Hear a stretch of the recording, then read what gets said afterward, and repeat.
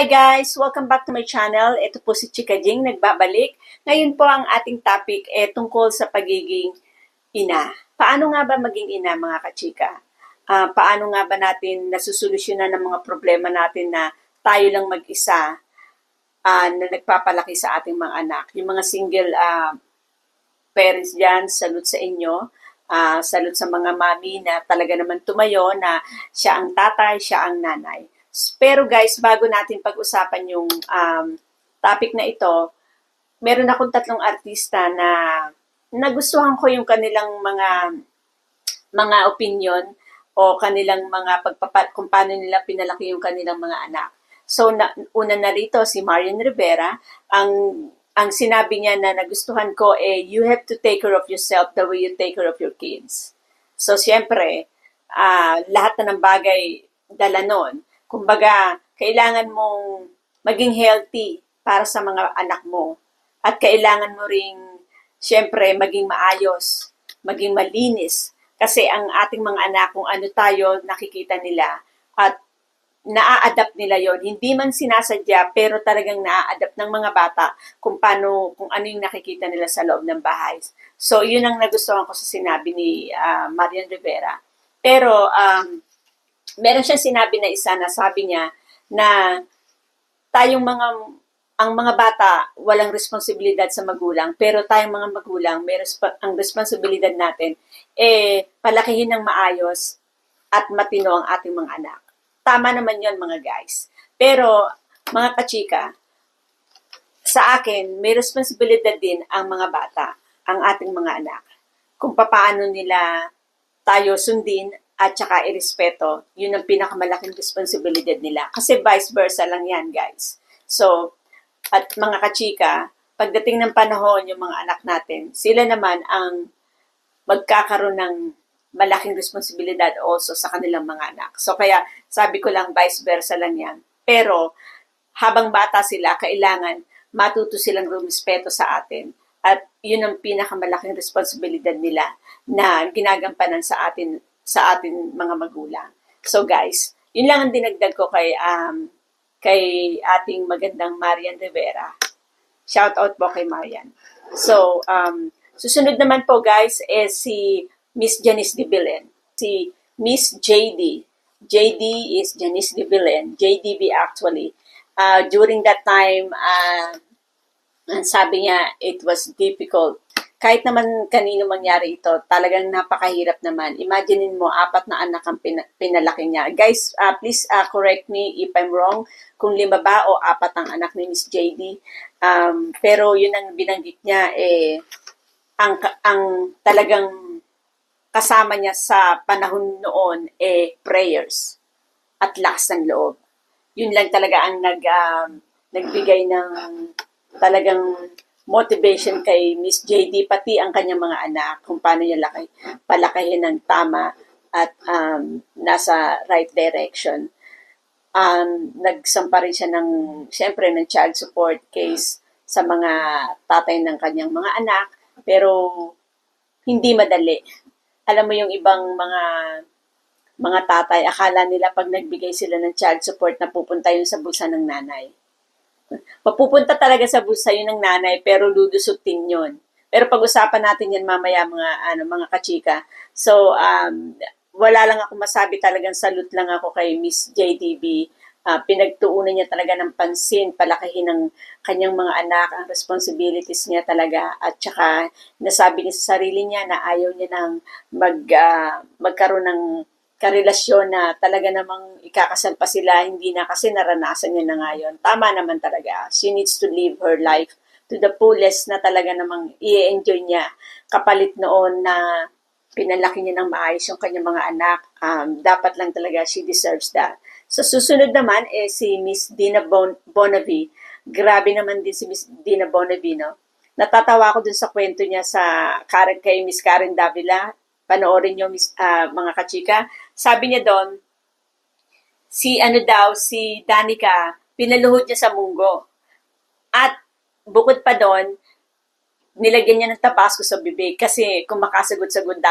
Alam mo minsan, ano tawag doon, naisip ko na rin yan eh. Tama ba o mali? Pero sa isang banda, alam mo, marirealize din ng mga bata yung paglaki nila pag nag-asawa sila na tama naman siguro yung ginawa ng nanay nila.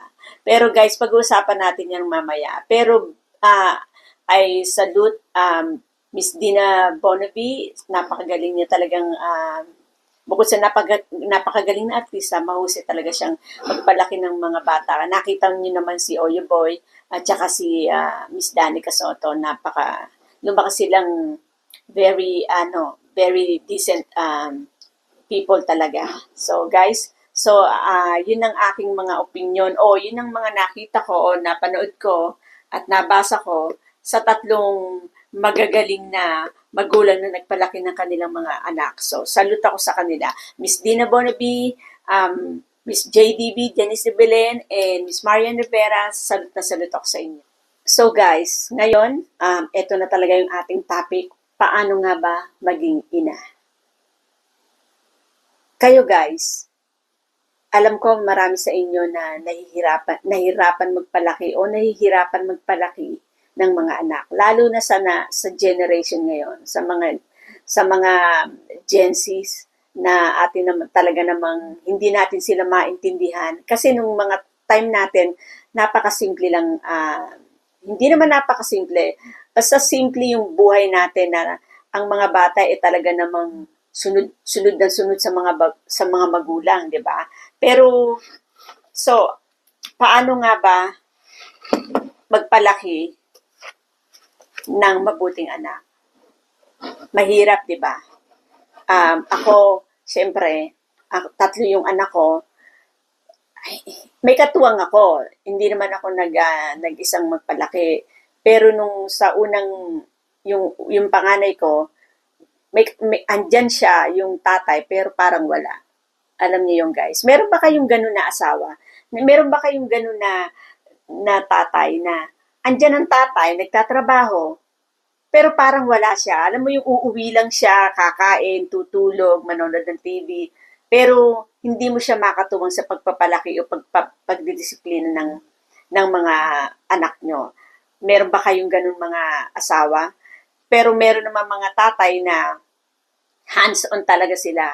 Kahit na may trabaho sila, pag uwi nila, talaga namang inaalagaan nila yung kanilang mga anak na pinagpapahingan nila yung kanilang mga asawa. Sa Amerika, guys, napansin ko yan, yung mga tatay dito, maraming hands-on. Hindi katulad sa Pilipinas, maraming tatay na talaga namang mas inuuna pa yung mga barkada kaysa makisalimuha o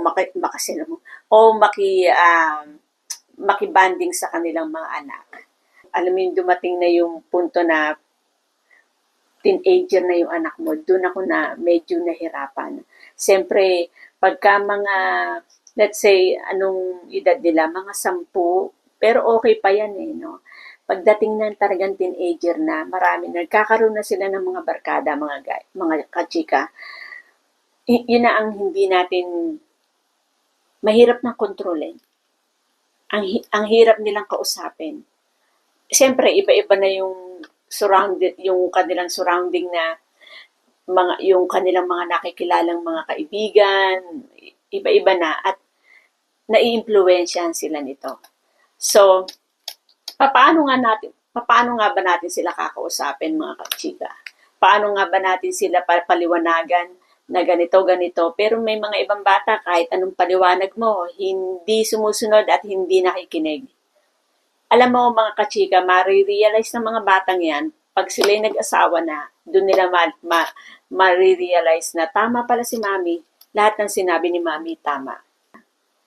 Kahit anong palaki mo ng maayos, merong iba dyan, talaga namang binuhos ng sarili nila, ang buhay nila sa bata, lahat pinalaki ng maayos, pero yung bata, lumaki pa rin na liko ang landas. Yun ang hindi ko maipaliwanag, mga kachika. Kahit nanggaling yung bata sa isang marangal at maayos na pamilya at ang mga magulang talagang napakaayos, napakabuti. Yung bata, lumaki pa rin na likuan landas. Yun ang hindi ko ma-explain. So, anong nangyari, di ba? Yun nga sinasabi ko, yun yung mga kanilang environment na pinupuntahan, yung kanilang mga kaibigan ng mga taong nakikilala, yun ang nagpapaliko ng landas nila. So, papaano natin itutuwid yun? Di ba mga kachika, ang hirap? Yun ang hindi ko talaga ma-explain. Pero, lahat ng bagay gagawin natin para sa mga anak natin. Kaya yung ibang mga nanay na mag-isa lang, alam mo yung tatrabaho sila, minsan dalawa trabaho nila, mangungutang, para na magpa-tuition magkapag-tuition yung mga anak, ano pa, kahit ano gagawin para sa mga bata. Kaya, ito yung sinasabi ko noong una, mga kachika, yung mga anak, may responsibilidad din sila na talaga namang irespeto kung paano yung kanilang mga magulang. Kasi nga, sabi ko, mangungutang. Halimbawa, ito, isang example to mga kachika, mangungutang yung nanay para sa tuition ng mga anak, ng anak niya. Tapos, yung anak niya, hindi naman gagamitin yung pera para sa tuition, isusugad o ano mga nang gagawin doon, 'di ba? Yun ang sinasabi ko, respeto lang sa mga nanay din. At talaga namang buhos-buhos ang kanilang pag-aaruga at pagtatrabaho, lahat na lang gagawin ng magulang para sa mga bata, mga kachika. Tapos guys, dun nga pala sa mga single parents, sa mga mami na mag-isa nagpalaki ng kanilang mga anak, yung pagpapile nila ng mga child supports para sa kanilang mga anak, talaga namang pahirapan pa. At ang akala ng mga nanay, ang mga tatay, ginagamit ng mga nanay sa pansarili nilang gastos yung child support nila. So that is wrong talaga. Kayong mga tatay, dapat naunawaan nyo ang hirap ng pinagdadaanan ng mga nanay para magpalaki ng mga anak na mag-isa lang, okay? So, yung mga child support, akala nila napupunta yung sa bulsa ng nanay na talaga naman, hindi nila alam na lumulusot lang yun, dumadaan lang yun sa bulsa namin, pero sa totoo lang, kulang pa yung binibigay nyo. So doon mga kachika, talaga namang talaga eto nga, hindi ko lang ayoko naman sabihin na pagka kino-question nila na ganon, na napupunta sa mga nanay ang kanilang child support, talaga namang dapat lang talaga naghiwalay kayo. 'Di ba? Pati yun bibilangin. So pero meron din diyang mga ilan lang siguro mga 1% lang out of 100%. Siguro mga ilan lang talaga na ang mga nanay minsan binubulsa talaga yung child support. Walang pakialam sa anak nila. Konting-konti lang yun mga kachika. Pero sasabihin ko sa inyo, yung child support na para sa mga bata, kulang pa. Lalo na pag babae yung anak nyo, mga kachika. O yung sa akin, babae, dismay. Bago makapagbigay ng child support, grabe. Nababaon na sa utang. O, paano mo pababayaran yun? Pagtungtong ng 18, sasabihin ng wala na, hindi ka na pwede magsuporta kasi matanda na yung anak mo. Pero, mga kachika, pag may utang ang mga tatay, paano? Paano mo babayaran yun? No? Babayaran ka pa ba o hindi ikaw? Para na lang sa mga anak mo. May bibigay ba yun sa mga anak mo? Hindi na siguro kasi katwiran nila malalaki na yon. Kaya mga kachika, napakahirap talaga. Pero kaya natin to. Kaya nyo yan mga kachika. Sa ika nga ni Janice de Belen, prayers lang talaga. Kumapit ka talaga sa taas at hindi ka niya pababayaan mga kachika. Andyan yung isusubo na lang natin, ibibigay pa natin sa ating mga anak. Andyan yung sa gabi na natutulog tayo pag walang electric fan, yung pinapaypayan natin ng ating mga anak para wag lang lamukin at wag lang mainitan. Andyan yung talaga naman pag nadapa sila, mga kachika, habol-habol, alam mo yung, ano nangyari sa'yo? Pero may mga nanay, pag nadapa yung mga anak, ano ba sinasabi ko sa'yo? Bakit ka kasi nagsisisihin pa yung bata, di ba? So, iba-iba rin tayong mga magulang, tayong mga ina, iba-iba tayong kung paano natin, i-approach kung ano man na nangyayari sa ating mga junakis. Pero sa puti, napansin ko lang, hindi sila yung katulad natin na, ay, naku, ano ba nangyayari? Hindi nila masyadong binibaby yung kanilang mga anak. Yun yung napansin ko na baby pa lang, no? Siguro mga 7 months siya. Grabe, no? Pinapakain na kagad ng kung ano-ano. So, very, sila, open dito sa Amerika, yung mga puti. Hindi nila iniisip kung sasakit ba yung tiyan ng mga anak nila o let's say, kung magtataiman. So, wala silang ganon. Tayo talagang maingat tayo sa pagpapakain sa mga anak natin. Kaya naman, ang napansin ko rin, masyadong pihikan ng ating mga anak paglaki. Kasi nga, sinanay natin. At may mga bata rin na habang lumalaki, pa-baby. Alam nyo mga kachika kung bakit? Kinakausap natin sila ng pa-baby. Napansin ko rito sa Amerika, kung kausapin nila yung bata, talaga namang hindi baby. Normal ang usap nila, parang ganito. So mga kachika, yun lang ang aking napansin. Kung gusto nyo i-apply yon sa magiging baby nyo o kung hindi pa huli ang lahat, wag natin i-baby ang pakikipag-usap natin sa ating mga anak at sa pagpapakain sa kanila, wag natin i-baby. Kasi ganun ang ginawa ko sa bunso ko. Masyado ko siyang binaby sa pagpapakain lang. Hindi ko siya pinatitikim ng kung ano-ano. Pero, ayun, lumaki ng pihikan. Kahit naman ako pihikan na lumaki, pero parang siya, hanggang nagiging 15 anyos na, talagang pihikan. So, it's not really good, mga kachika. So, pagdating naman sa mga edad na, let's say, 18 years old, mga 19, mga kachika, yan ang mahirap talaga. Kasi talagang, yan na yung papunta sila sa adult period ng buhay nila. Kaya dapat talaga, walang katapusang pagpapaalala. We always have to remind them although they know the right and wrong, but they still don't realize if it's wrong kung meron silang nagagawa na sa tingin nila ay tama. So wag tayong magsawa na pagsabihan sila mga kachika. Yun lang ang pinaka number one key sa pagiging ina.